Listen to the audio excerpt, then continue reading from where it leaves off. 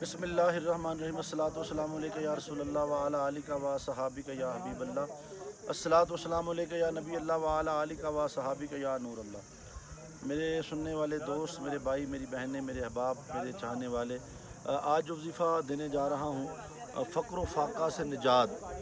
ہر طرف پریشانی ہے، کرونا نے تو بالکل معاشی طور پہ لوگوں کو بے بس کر دیا ہے اور پریشانی بہت زیادہ بڑھ گئی ہے۔ معاشی طور پہ آپ کو معلوم ہے اگر بندہ معاشی طور پہ پریشان ہو تو وہ جو مرضی کر لے، نہ نماز میں سکون ہوتا ہے، نہ اس کو ذکر میں سکون ہوتا ہے، کیونکہ معاشی مسئلہ ہمارا بنیادی مسئلہ ہے۔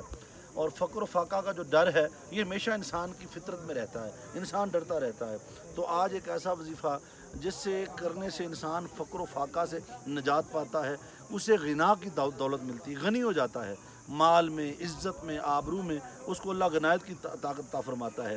اور یہ جو وظیفہ ہے، نماز چاشت کے بعد سجدہ میں 7 مرتبہ اس وظیفے کو کرنا ہے، اس سے غنائے قلب عطا ہوگا۔ اور نماز چاشت کے بعد اس کو 100 مرتبہ ورد کرنا ہے روزانہ، اور آپ نے اس کو 100 مرتبہ پڑھنا ہے ہر نماز چاشت کے بعد، اول آخر 11 مرتبہ درود پاک پڑھنا ہے۔ اور وظیفہ کیا ہے؟ یا وہاب، یا وہابو، یا وہابو، یا وہابو۔ یہ وظیفہ ایسا ہے کہ جو انسان کو فقر و فاقہ سے اور دنیا کی پریشانیوں سے نجات دیتا ہے، دل بھی غنی ہوتا ہے، انسان کی ہستی بھی غنی ہوتی ہے۔ تو اللہ کا نام ہے یا وہابو، اس کو ہمیشہ اپنی ورد زبان رکھیں، کرتے رہیں۔